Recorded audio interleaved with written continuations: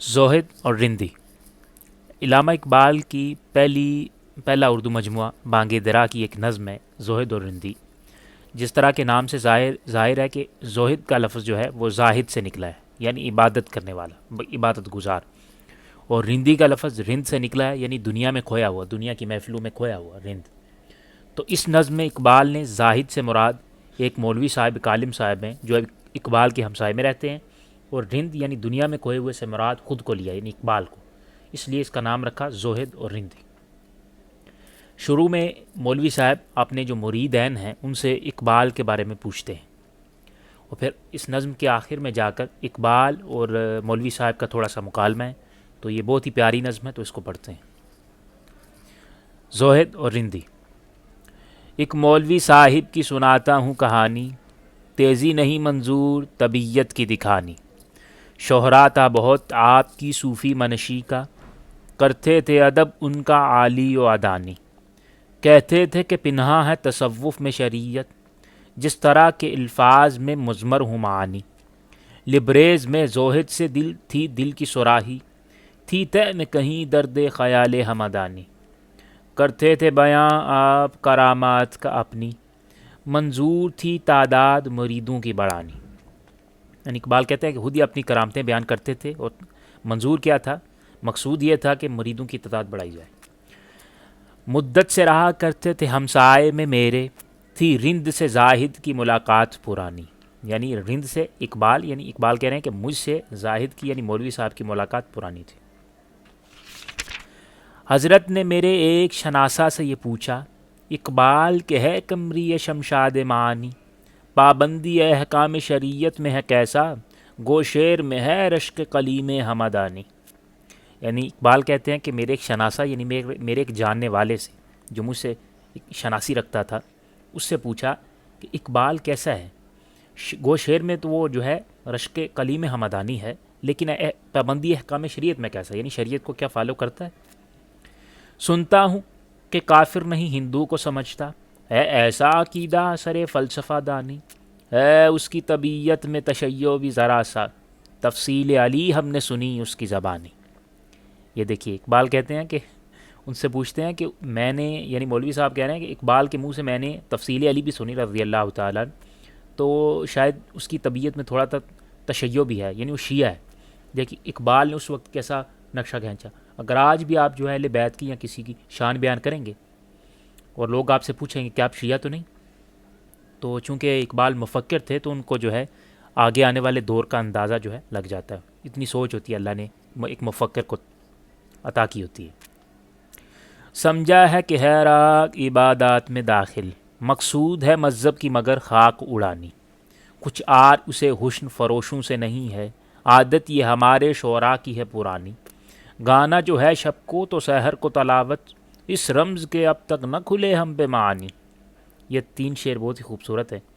کہتے ہیں کہ یہ جو بڑے بڑے لوگ ہیں یہ راگ کو عبادت میں داخل سمجھتے ہیں, اور مقصد کیا ہوتا ہے, مذہب کی خاک اڑانی, یعنی مذہب کو ذلیل کرنا ہے. اور یہ کچھ نئی بات نہیں ہے, یہ ہمارے شعراء یعنی جو شاعر ہیں ان کی یہ عادت پرانی ہے. اور اب آج بھی اگر آپ دیکھیں تو ہمارے جو بڑے بڑے لوگ ہیں وہ رات کو موسیقی کے محفل میں ہوتے ہیں, اور صبح جو ہے سحر کے وقت صبح سحری میں تلاوت ہوتی ہے. تو کہہ رہے ہیں کہ اس رمز کے اب تک نہ کھلے ہم پہ معنی, یعنی اس کے کیا معنی اب تک ہم پر یہ آشکار نہیں ہو. اب آگے مولوی صاحب کہتے ہیں, لیکن یہ سنا اپنے مریدوں سے ہے میں نے, ہے بے داغ ہے مانند سحر اس کی جوانی. مجموعہ ازداد ہے اقبال نہیں ہے, دل دفتر حکمت ہے طبیعت خفقانی. رندی سے بھی آگاہ ہے شریعت سے بھی واقف, پوچھو جو تصوف کی تو منصور کا ثانی.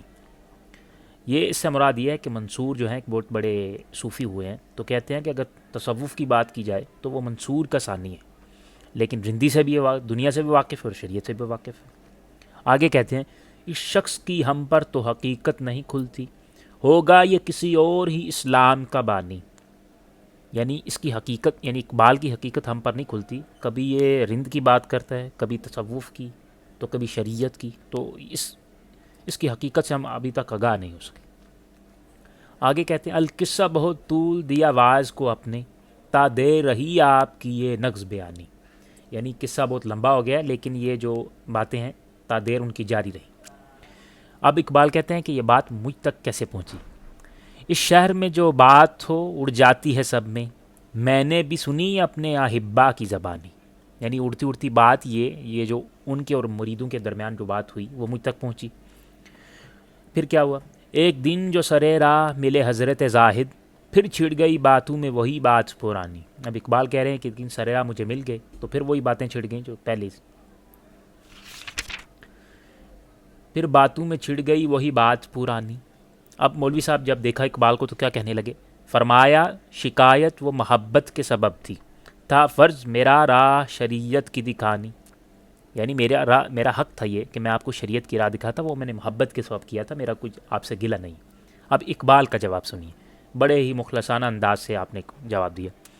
میں نے یہ کہا کوئی گلہ مجھ کو نہیں ہے، یہ آپ کا حق تھا زر قرب مکانی۔ خم ہے سر تسلیم میرا آپ کے آگے، پیری ہے تواضع کے سبب میری جوانی۔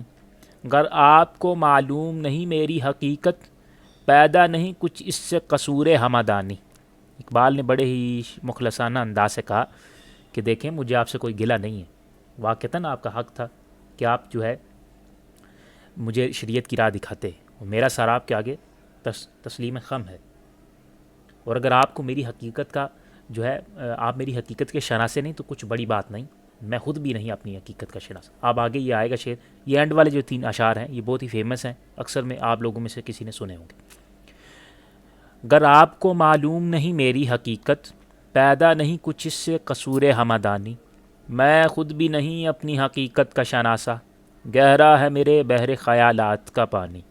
مجھ کو بھی تمنا ہے کہ اقبال کو دیکھوں، کی اس کی جدائی میں بہت اشک فشانی۔ اقبال بھی اقبال سے آگاہ نہیں ہے، کچھ اس میں تمسخر نہیں واللہ نہیں ہے۔ یعنی اقبال کہتے ہیں کہ میں خود بھی اپنی حقیقت کا شناسہ نہیں ہوں، میرے جو خیالات ہیں ان کا پانی بہت گہرا ہے، اور مجھ کو بھی تمنا ہے کہ میں اس اقبال کو ملوں جس کے چرچے ہیں، جو میرے اندر ہے، لیکن ابھی تک میں نے اس کے لیے بہت اشک فشانی کی لیکن ابھی تک ملاقات نہیں ہو سکی۔ تو اقبال خود بھی اپنی اقبالیت سے آگاہ نہیں ہے، اور کچھ اس میں تمسخر نہیں ہے، یعنی کہ کچھ مذاق کی بات نہیں ہے، واللہ نہیں ہے، یعنی خود بھی اپنی حقیقت کا شناسہ نہیں۔